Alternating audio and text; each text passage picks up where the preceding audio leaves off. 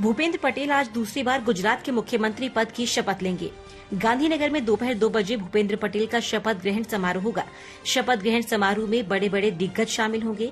जानकारी के मुताबिक प्रधानमंत्री नरेंद्र मोदी, गृह मंत्री अमित शाह, बीजेपी अध्यक्ष जेपी नड्डा, रक्षा मंत्री राजनाथ सिंह समेत कई केंद्रीय मंत्री शपथ ग्रहण कार्यक्रम में शामिल होंगे। इसके साथ ही यूपी के राज्यपाल और गुजरात की पूर्व मुख्यमंत्री आनंदीबेन पटेल, यूपी के मुख्यमंत्री योगी आदित्यनाथ, असम के मुख्यमंत्री हिमंता बिस्वा शर्मा समेत बीजेपी शासित राज्यों के कई मुख्यमंत्री शपथ ग्रहण में मौजूद रहेंगे। गुजरात में मुख्यमंत्री के शपथ ग्रहण के साथ 20 से 22 चेहरों को मंत्रिमंडल में जगह मिल सकती है। गुजरात में मंत्री पद के लिए जिन नामों की चर्चा है उनमें ऋषिकेश पटेल, कुंवरजी बावलिया, जयेश रादड़िया, गणवत वसावा, रमन लाल वोरा, राघवजी पटेल, कनु देसाई, हर्ष संघवी, किरीट सिंह राणा, पायल कुकरानी, मनीषा वकील, अल्पेश ठाकुर के नाम शामिल हैं। इसके साथ ही जीतू चौधरी, नरेश पटेल, पीसी बरांडा, शंकर चौधरी को भी मंत्री बनाया जा सकता है। विधायक दल का नेता चुने जाने के बाद शनिवार को भूपेंद्र पटेल और गुजरात बीजेपी के अध्यक्ष सीआर पाटिल ने दिल्ली आकर पीएम मोदी और गृह मंत्री अमित शाह से मुलाकात की थी।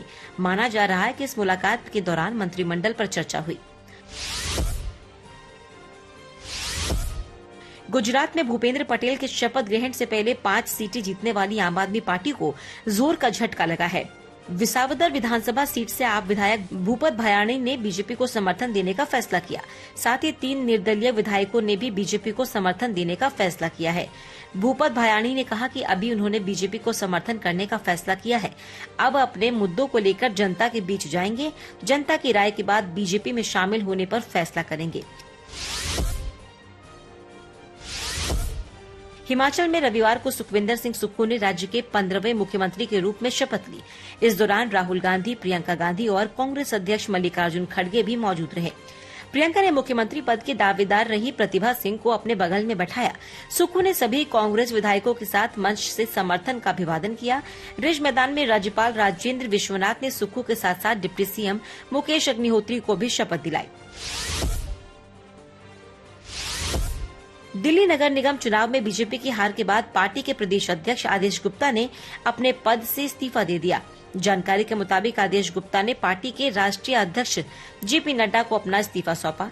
आदेश गुप्ता के इस्तीफे के बाद वीरेंद्र सचदेवा को कार्यकारी अध्यक्ष बनाया गया है। सचदेवा अगले अध्यक्ष की नियुक्ति तक कामकाज संभालेंगे।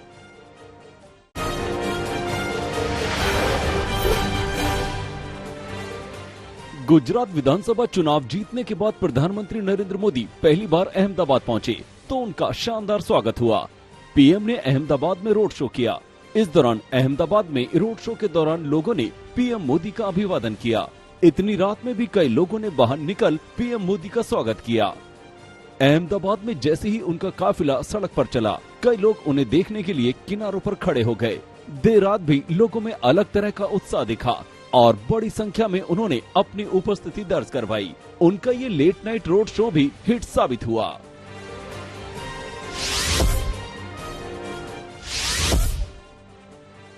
गुजरात में भूपेंद्र पटेल आज सीएम पद की शपथ लेंगे। कैबिनेट में शपथ लेने के लिए 16 विधायकों ने फोन आने का दावा किया है।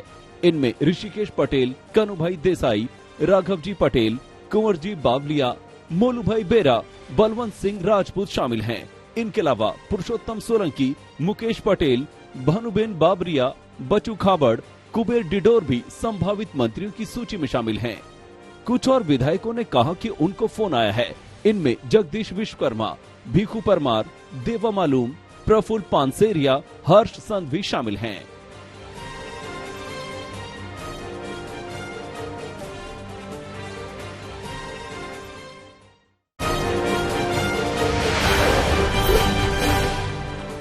बिहार के मुख्यमंत्री नीतीश कुमार ने रविवार को बीजेपी पर जनता दल यूनाइटेड के खिलाफ साजिश रचने का आरोप लगाया। नीतीश कुमार ने कहा कि साल 2020 के बिहार विधानसभा चुनावों में बीजेपी गठबंधन में सहयोगी पार्टी होने के बावजूद जनता दल यूनाइटेड के खिलाफ काम कर रही थी। नीतीश कुमार ने कहा कि साल 2024 के चुनाव में बीजेपी का विरोध कर रही पार्टियां अगर हाथ मिला ले तो वो बड़े बहुमत के साथ चुनाव जीत सकती हैं। नीतीश कुमार ने ये भी कहा कि 2024 के चुनाव में अगला फ्रंट थर्ड फ्रंट नहीं बल्कि मेन फ्रंट होगा।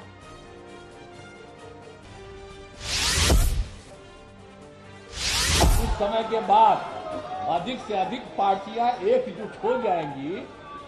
अरे कह न रहा था कि थर्ड फ्रंट, तो हमने कहा थर्ड फ्रंट कहाँ है? अब अगला बार बनेगा वो मेन फ्रंट बनेगा। ये सब हम करते रहे, हम अपना कोशिश कर रहे हैं। मेरा बतवा मानेंगे तो ये हार जाएंगे, मेरा बात लोग नहीं मानेंगे तो हम क्या करेंगे? प्रधानमंत्री नरेंद्र मोदी रविवार शाम गोवा पहुंचे। पीएम मोदी ने यहां 3 राष्ट्रीय आयुष संस्थानों का उद्घाटन किया। इसमें अखिल भारतीय आयुर्वेद संस्थान भी शामिल है। अखिल भारतीय आयुर्वेद संस्थान में कई सुविधाएं हैं और ये लोगों को आयुर्वेद के बारे में जागरूक भी करेगा। इस मौके पर पीएम मोदी ने कहा कि मुझे यकीन है कि ये तीनों संस्थान आयुष हेल्थ केयर व्यवस्था को नई गति देंगे। आयुर्वेद एक ऐसा ज्ञान है जिसका ध्येय है सर्वे भवन्तु सुखिनः सर्वे सन्तु निरामया। इसका मतलब है सबका सुख और सबका स्वास्थ्य।